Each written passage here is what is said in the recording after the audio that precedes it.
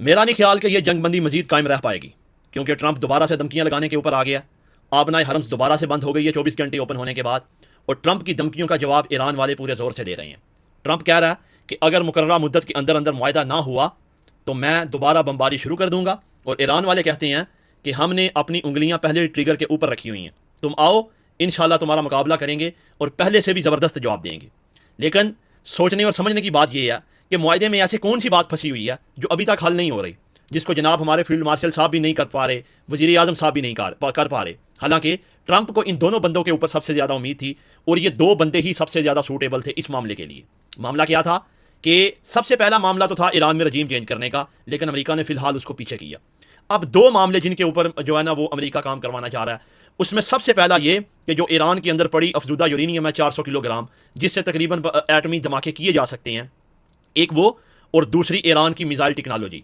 इन दो चीज़ों के ऊपर ईरान को सरेंडर करवाना था। यह है सबसे बड़ी प्रॉब्लम, जिसके ऊपर ईरान कंप्रोमाइज़ करने को तैयार नहीं है।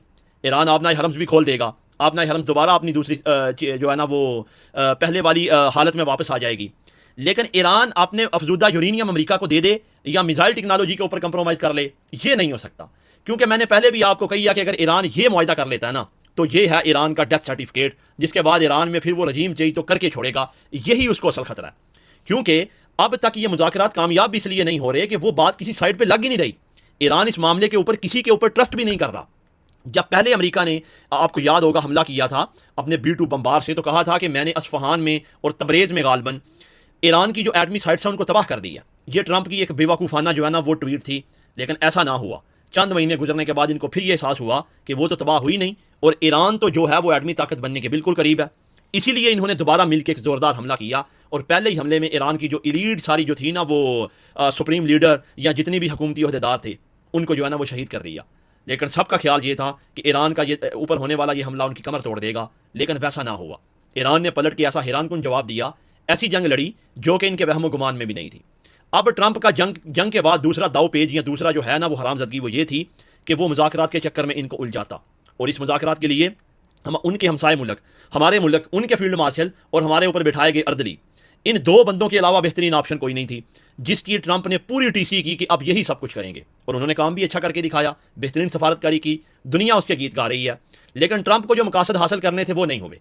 ना तो अफजुदा यूरेनियम मिली, और ना ईरान इस चीज़ के ऊपर एग्री हुआ कि मैं अपनी मिसाइल टेक्नोलॉजी के ऊपर कंप्रोमाइज़ करूंगा। तो इसका नतीजा अब ये निकल रहा है कि ट्रंप दोबारा ईरान के ऊपर हमला करने की सोच रहा है, क्योंकि ट्रंप का यह कहना है कि मैंने किसी भी कीमत के ऊपर ईरान से वो अफजुदा यूरेनियम लेनी है, मुझे इसके लिए कुछ भी करना पड़े, चाहे पूरी दुनिया को जंग में धकेलना पड़े। क्यों? क्योंकि ट्रंप ने अपने उस नजायज़ बच्चे को बचाना है, कुछ भी हो जाए उसको बचाना है। अगर ईरान एटमी धमाका कर दे तो इस खित्ते में अमेरिका का वजूद ख़त्म, और अगर ईरान एटमी धमाका कर दे तो ये जो उनका नजायज़ बच्चा है ना, इसकी तो आप समझ लें कि वाट लग जाएगी।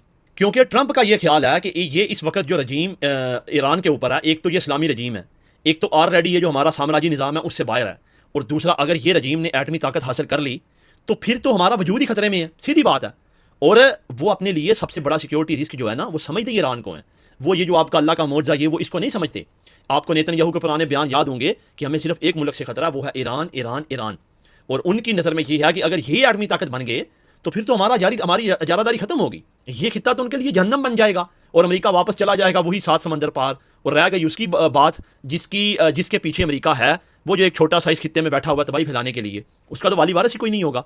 इसलिए ये इसको उससे अफजुदा यूरेनियम लेनी या उसकी मिसाइल टेक्नोलॉजी के ऊपर कंप्रोमाइज़ करवाना, ये अब इनकी ज़िंदगी और मौत का मसला बन चुका है।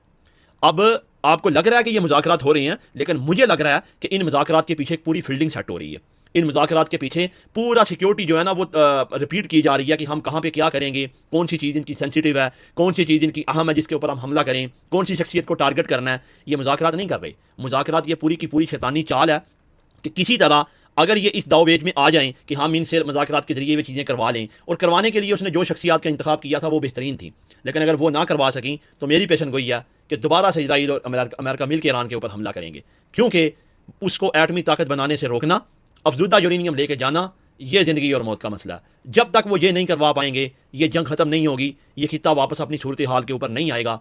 क्योंकि उन्होंने ये अपने जहन में एक उनके थिंक टैंक ने ये प्लान बना लिया कि हमारे लिए सबसे बड़ा खतरा यही है और कोई नहीं है। अगर ये खतरा हमने इसको पनपने दिया या इसने अपने टारगेट वो अचीव कर लिए तो फिर हमारी तो जो 200-300 साल पुरानी ये है ना, मतलब सुपर पावर का सिस्टम, ये तो ख़त्म ही समझो। लेकिन अब देखते हैं, ईरानी तो डटे हुए हैं, वो तो कह रहे हैं भाईजान ये अफजूदा यूरेनियम जो है ना, ये हमारे लिए मिसाल रखती है, जिस तरह हमारी ज़मीन है ना ईरान की, उससे भी ज़्यादा हमें मुकद्दस है, हम आपको ये नहीं देंगे। अगर वो नहीं देंगे, अमेरिका नहीं मानेगा, तो नतीजा क्या निकलेगा? जंग के नतीजे में क्या होगा? तबाही। लेकिन तारीख लड़ने वालों को याद रखती है, तारीख में वो कौमें जिंदा रहती हैं जो लड़ती हैं।